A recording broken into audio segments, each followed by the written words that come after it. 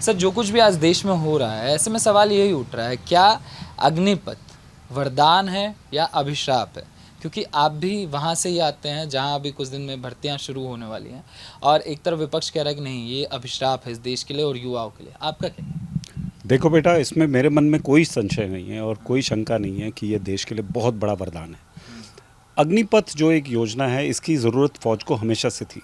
कारगिल की जो review committee बैठी थी, उसमें भी ये बात जो है आई थी। और हमारा एक्सपीरियंस ये रहा है, अगर तुम भारतीय सेना का इतिहास देखो कि 62 की लड़ाई में, 65 की लड़ाई में, 71 की लड़ाई में हमेशा हमें इमरजेंसी कमीशन नाम का एक टर्म यूज़ करना पड़ा, जिसमें हमने कुछ अफसरों को लिया कुछ समय के लिए। और उस टाइम पे फ़ौज में भी इंडक्शन शुरू किया, क्योंकि जब लड़ाई करते हैं तो फिर उसमें उस समय बैकअप फोर्सेज यानी पीछे के फोर्सेज की ज़्यादा ज़रूरत पड़ती है। तो हमने हमेशा से ये काम किया है, परंतु ये काम को कभी क्रमबद्ध तरीके से यानी फॉर्मल तरीके से रिक्रूटमेंट पे इंट्रोड्यूस नहीं किया। अब जब कारगिल की लड़ाई हुई तो कारगिल रिव्यू कमेटी ने ये बहुत बड़ा पॉइंट उठाया कि एक तो जो है एवरेज सोल्जर की एज यानी उम्र जो है वो ज़्यादा है। क्योंकि देखो, ऐसा है कि भारत का एक इतना बड़ा देश है, हर तरह का बॉर्डर है, कहीं डेजर्ट है, कहीं पर बिल्कुल रेगिस्तान है, कहीं पर ऊंचे पहाड़ हैं। तो उसमें लड़ने के लिए इंसान को, एक सोल्जर को, एक सैनिक को यंग होना बहुत ज़रूरी हो जाता है। आपको पता है कि अगर आप कारगिल की ऊंचाइयों पे जाते हैं तो 12,000 फीट के ऊपर जाते जाते साधारण इंसान अगर 35-40 साल के ऊपर हो तो उसको वैसे ही मुश्किलें शुरू हो जाती हैं। तो अब आप ये एक्सपेक्ट करेंगे कि वो जाके वहाँ लड़ाई करे, दुश्मन से लोहा ले, तो ये पॉसिबल नहीं होता। इसीलिए कोशिश ये करते हैं, फ़ौज ये कोशिश करती है कि यंग से यंग बच्चों को जो है रखे, वो जाके जो है वहाँ पर उस समय अपना जो है फिजिकल पराक्रम यानी शौर्य दिखा पाएँ। अदरवाइज़ ये बहुत मुश्किल हो जाता है। तो उसको मद्देनज़र रखते हुए हम कारगिल रिव्यू कमेटी का ये रिकमेंडेशन था कि हमको यंग सर्विस होनी चाहिए, young air force, army, navy young होनी चाहिए। तो उसके वो मेजर रिकमेंडेशन के तहत बहुत पहले से 20 साल से इस बारे में कंटिन्यूस सोच फौज में चल रही है कि हम किस तरह से इसको इंट्रोड्यूस करें। परंतु इसको इंट्रोड्यूस करने के लिए सरकार को स्ट्रांग होना बहुत ज़रूरी है। बिकॉज जब भी हम कोई चीज़, किसी नई चीज़ को इंट्रोड्यूस करते हैं तो जैसा आजकल हो रहा है वैसा ही लोगों का रिएक्शन होता है। तो ये सब सरकारों को पता रहता है, पर कुछ ही सरकार होती है जिनमें हिम्मत होती है, ताकत होती है कि वो इस तरह के डिसीजन ले सकें। और मोदी जी के नेतृत्व में हमने पिछले 8 साल में देख लिया है कि उन्होंने बहुत स्ट्रॉन्ग और बहुत ही अच्छे डिसीजन से फौज के बिहाफ में लिए हैं। मगर अब जो चीज़ें चल रही है कि 4 साल बाद बेरोजगार हो जाएगा, तो क्या करेगा? बेटू, बेरोजगार केवल एक मनस्थिति है। लोग अपना स्टार्टअप करते हैं, लोग अपने आप पैसा इकट्ठा करते हैं, लोग अपना पैसा अपने बिजनेस में लगाते हैं और बहुत सुन लोग जो है ऊंचाइयां छूने लग जाते हैं। तो बेरोजगारी एक मनस्थिति है। इस देश में अंग्रेज़ों के जिस तरह से शिक्षा पद्धति चलाई गई है, उसके कारण जो है आज हम सब एक नौकरी ढूंढते हैं, हम नौकरी के पीछे दौड़ते हैं। लेकिन कई मॉडर्न देशों में कोई नौकरी के पीछे नहीं दौड़ता। सब अपने आप को बिजनेस, अपने आप को किसी और एंटरप्रेन्योरशिप या किसी और तरीके से एम्प्लॉय करके लोग अपनी जो है रोजगार निकाल ही लेते हैं और अपना जीवन यापन कर ही लेते हैं। चलिए हम अपने देश की बात करते हैं, बिकॉज स्पेसिफिकली हमारे देश में ये प्रॉब्लम हो रही है। अगर हमारे देश में आज से करीब 4-5 महीने पहले तक जब मैं अखबार पढ़ता था, जब मैं सुन रहा होता था रेडियो में न्यूज़ या टीवी में न्यूज़, हमेशा मैं देखता था कि ऑपोजिशन रो रहा था कि अनएम्प्लॉयमेंट बढ़ गई है, 2 साल तक कोई रिक्रूटमेंट नहीं हुई है, कहीं नौकरी नहीं लगी है, कुछ करो कुछ करो। आज सरकार ने कुछ कर दिया तो सड़क पे आ गए। मतलब मुझे बिल्कुल इस बात का कोई दुख होता है मुझे ये देख के कि लोग जो है अपने ही देश की प्रॉपर्टी को खुद ही जला रहे हैं और वो ये कह रहे हैं कि हम देश के भले के लिए ऐसा कर रहे हैं। और ऊपर से कुछ पढ़े लिखे लोग हैं जो हमेशा से राजनीतिक गलियारों में पावर में रहे, सरकार में रहे, और आज वो लोग भी इन सब लोगों का साथ दे रहे हैं। तो इसको देख के एज एन एक्स फौजी, एक फ़ौजी के रूप में मुझे बहुत दुख होता है। और स्पेशली बिकॉज मैं जानता हूँ कि मैंने किसी और बच्चे को एक कार्यक्रम में हम बोला था कि फ़ौज एक पारस की तरह है, जिसको छू लेती है वो सोना बन जाता है। और स्पेशली भारतीय वायुसेना, भारतीय नौसेना और भारतीय थल सेना, किसी को भी छू ले वो सोना बन जाए। आप एक दिन आप फ़ौज में आके किसी जगह पे रहिए, आप फ़ौज का एक अमिट छाप अपने साथ लेके जाएंगे। उसी प्रकार से जो लड़का 4.5 साल या 4 साल या 3.5 साल या इवन आप ट्रेनिंग का पीरियड निकाल लीजिए, 3.5 साल फ़ौज में अगर यदि रहे, फ़ौज के अफसरों से इंटरेक्ट करे, फ़ौज के बाकी जवानों से इंटरेक्ट करे, फ़ौज में किस तरह से काम होता है वो देखे समझे, और फिर वो बाहर सिविल लाइफ में जाए। वो नहीं, ज़रूरी नहीं है वो उन 25% में हो जिनको इंडक्ट कर लिया जाए, पर वो बाहर जाए, वो सेना की छाप अपने साथ ले के जाएगा। वो सेना की जो भारतीय सेना की जो रीढ़ की हड्डी है, वो उस देश में इस अपने देश की रीढ़ की हड्डी को बहुत मजबूत बनाएगा, क्योंकि वो जाके उस रीढ़ की हड्डी में जुड़ेगा। तो वो ये जो ताकत है, ये जो ताकत सरकार, मेरे हिसाब से मोदी जी जो है हर बच्चे को देना चाहते हैं, वो देश के लिए आगे चल के अगले 20 साल में, 30 साल में बहुत बहुत बड़ी ताकत बनने वाली है। मगर भूपेश बघेल तो कह रहे हैं आगे चल के नक्सली बन जाएगा। इमरान अंसारी भी यही बोल रहे हैं, झारखंड के मंत्री। वो तो रक्त पथ का भी उन्होंने नाम दे दिया कि जब तक रुकेगा नहीं अग्निपथ तब तक होता रहेगा। बेटा देखिए, ये अपना अपना दृष्टिकोण है। मैं कुछ प्रोग्राम में एक दिन पहले भी गया था, किसी ने मुझसे पूछा, कोई पॉलिटिकल पार्टी के कोई प्रवक्ता थे, वो कह रहे थे कि हम जो है मोदी जी जो है देश के यूथ को जो है आग में धकेल रहे हैं। परंतु बेटा, अग्निपथ और अग्निवीर बनना ये एक बहुत सम्मान की बात है। फ़ौज में आज जो मैं फ़ौजी हूँ, 34 साल की सर्विस के बाद रिटायर हुआ हूँ, तो ऐसा नहीं है कि मैं मुश्किल समय से नहीं गुजरा या ट्रेनिंग के टाइम पे मुझे नहीं लगा कि यार छोड़ देना चाहिए, इतनी मुश्किल ट्रेनिंग से मैं क्यों गुजर रहा हूँ, क्यों कर रहा हूँ। परंतु आज जो मेरी इज़्ज़त है, मेरे जो कैरेक्टर है, वो मेरी फ़ौज ने ही बनाया है। तो जब तक आप तपोगे नहीं तब तक आप कोयले से सोना कैसे बनोगे। तो मुझे समझ नहीं आता है कि लोग क्यों इस तरह की बातें कर रहे हैं। देखिए, दृष्टिकोण की बात थी। कोई उसी चीज़ को, ग्लास को आधा भरा हुआ कहता है, कोई उस ग्लास को आधा खाली कहता है। यह अपने अपने दृष्टिकोण से समझने की बात है। परंतु जब भी हम कोई पॉजिटिव काम करते हैं या हम कभी भी कोई नई चीज़ इंट्रोड्यूस करते हैं, उसको पॉजिटिवली देखना हम सबका राष्ट्र धर्म है।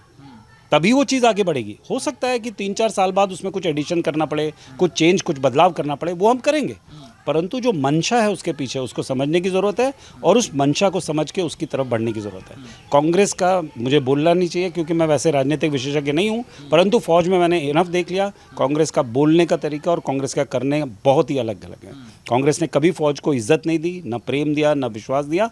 हमेशा से उन्होंने अपनी मर्जी से जो काम करना है करा। पिछले 8 सालों में हमने देखा है कि मोदी जी ने जो है फ़ौज को बहुत इज्जत दी है, बहुत तरीके के ऐसे रिफॉर्म किए हैं जिससे फ़ौज आज सही मायनों में अपने डिसीजन, अपने निर्णय जो है खुद ले सकती है। और उसके कारण फ़ौज में जो है बहुत बढ़ोतरी भी हो रही है। और उनमें से एक बहुत महत्वपूर्ण निर्णय ये है कि हम जो है फ़ौज की फाइटिंग एज जो है हम कम करें।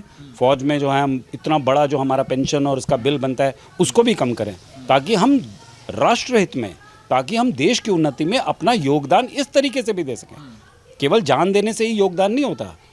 जान देना सड़क पे खड़े होके या बाहर बॉर्डर पे खड़े होके, वो तो एक फौजी का कर्तव्य है, वो हम ज़रूर करेंगे। लेकिन हम कई और तरीक़ों से जो है देश को सुदृढ़ बना सकते हैं। हम मोदी मल्लिकार्जुन खड़गे कह रहे हैं ऐसा कहीं कुछ है ही नहीं, हमारे देश में एक्सपेरिमेंट्स होते रहते हैं। मल्लिकार्जुन खड़गे जी, मैं नहीं जानता उनको फ़ौज और फौजी प्रणालियों के बारे में कितना पता है। मुझे विश्वास भी नहीं है कि उनको कुछ पता होगा।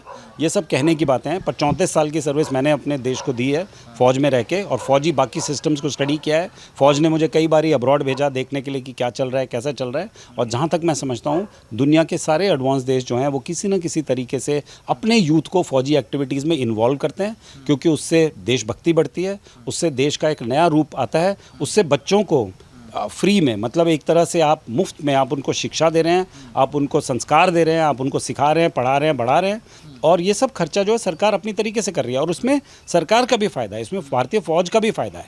तो ये दोनों तरह से एक विन विन सिचुएशन है, दोनों तरह से आप जीत रहे हैं। अगर इतना अच्छा तो आगजनी क्यों चल रही है? आगजनी बेटू, मैं ये नहीं कहूँगा कि इस देश का जो युवा है वो जानबूझ के ये सब कर रहा है, परंतु कई बार ऐसा हो जाता है कि लोग पथ भ्रष्ट हो जाते हैं। अब जैसे तुम बोल रहे हो, जैसे आपकी खबर आई है बेटा कि कुछ सीनियर लोग जो हैं इसमें पकड़े गए हैं, तो ये ज़रूर ये इस बात का परिचायक है कि कहीं ना कहीं राजनीति से प्रेरित होकर लोग इसमें कूद रहे हैं और इसको जानबूझ के बढ़ावा दे रहे हैं। परंतु जहाँ तक मैं समझता हूँ, जब इनिशियली ये बात चली होगी, और मेरे से भी कई बार दूसरे प्रोग्राम्स के माध्यम पे भी बच्चों ने आके पूछा, मैंने उनके डाउट क्लियर किए, और बाद में वो बड़े खुशी खुशी वहाँ से गए कि सर हमें ये पता ही नहीं था, आप इतनी तरीके से बता रहे हैं। क्योंकि हर आदमी समझता है कि फ़ौज में केवल जो है 30% यानी बेटू एक टूथ टू टेल रेशो होता है। दैट मीन्स आपके कुछ लोग आगे लड़ते हैं और कुछ लोग उस लड़ाई को सपोर्ट करते हैं। तो वो ऑलमोस्ट इंडियन आर्मी में 3:7 का रेशो है।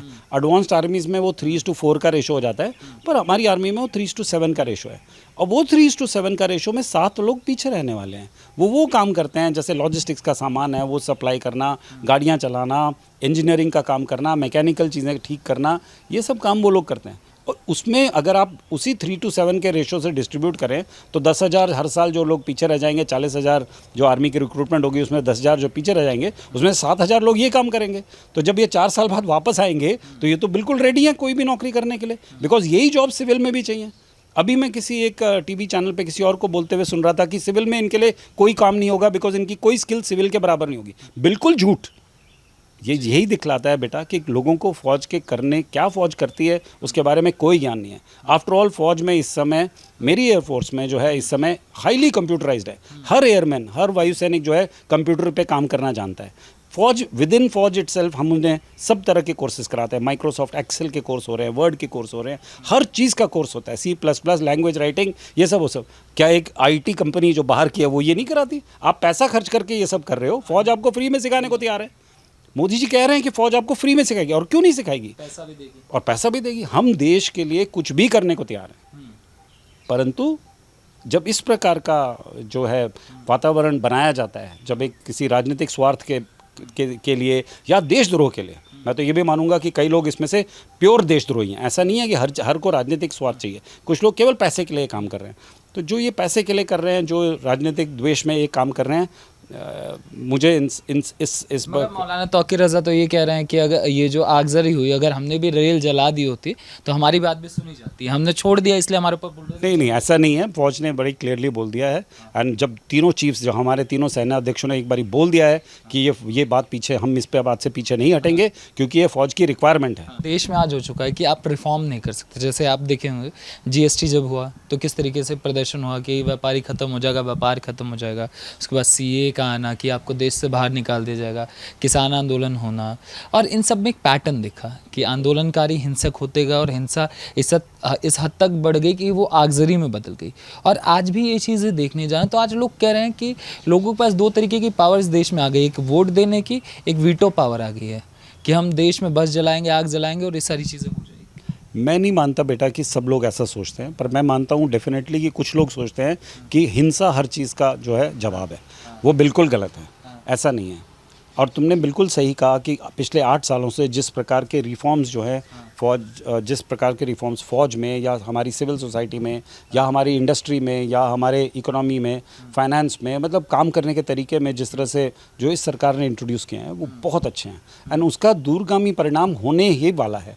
देखिए, ऐसा है कि फॉरेन पॉलिसी एक बहुत ही इंपॉर्टेंट इंडिकेटर है, क्योंकि बाकी देश जो है हमको असेस कर रहे हैं, कंटिन्यूसली हमें असेस करते हैं कि भारत कहाँ खड़ा होता है। और फॉरेन पॉलिसी में जो जिस तरीके का बाहर के देशों का बदलाव, हमारे प्रति जो रुख में बदलाव आया है, वो क्लियर कट इंडिकेटर है कि उन्हें लग रहा है कि भारत एक ऐसे पथ पर है अगर इस पथ पे वो चलता रहा तो कल इस दुनिया का एक बहुत ही स्ट्रॉन्ग, पावरफुल और सही नेशन जो है बन के उभरेगा।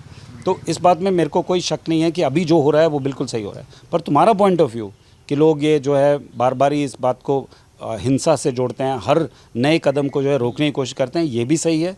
अब इसमें हमारा देश तो जयतंदों के लिए वैसे ही बहुत फेमस है। हम जानते हैं कि हमारे इतिहास में बहुत महत्वपूर्ण लड़ाइयाँ हमने इसलिए हारी हैं क्योंकि हमारे में से ही कोई देशद्रोही निकला है। परंतु अब मॉडर्न ज़माने में अब हम सब बहुत अवेयर हैं इस बात को, बच्चा इस बात को जानता है। सोशल मीडिया के कारण ये बातें सब जगह फैलती हैं। तो मुझे नहीं लगता कि अब ये बहुत ज़्यादा देर ये सब चल पाएगा। कुछ दिन की चांदनी है, फिर उसके बाद इन सब ये लोग ठीक हो जाएंगे। एंड देश की जनता जैसा चाहेगी वैसा ही होगा। आज भी बेटा अगर ये सब चीज़ें कहीं कुछ जगहों पर हो रही हैं तो वो देश की जनता के कारण हो रही हैं, कुछ लोग इन्वॉल्व हैं उसमें, पर मुझे नहीं लगता कि ये ज़्यादा देर तक चलेगा। ये सब सही कुछ मतलब ये है कि देश में ही कुछ लोग नहीं चाहते कि देश आगे बढ़े। बिल्कुल देश में ही नहीं, विदेशों से भी कुछ लोग नहीं चाहते कि देश आगे बढ़े, क्योंकि ये तो एक कंटिन्यूअस रेस है दुनिया में रेस ये कंटिन्यूअस है। हर देश एक दूसरे देश से आगे जाना चाहता है।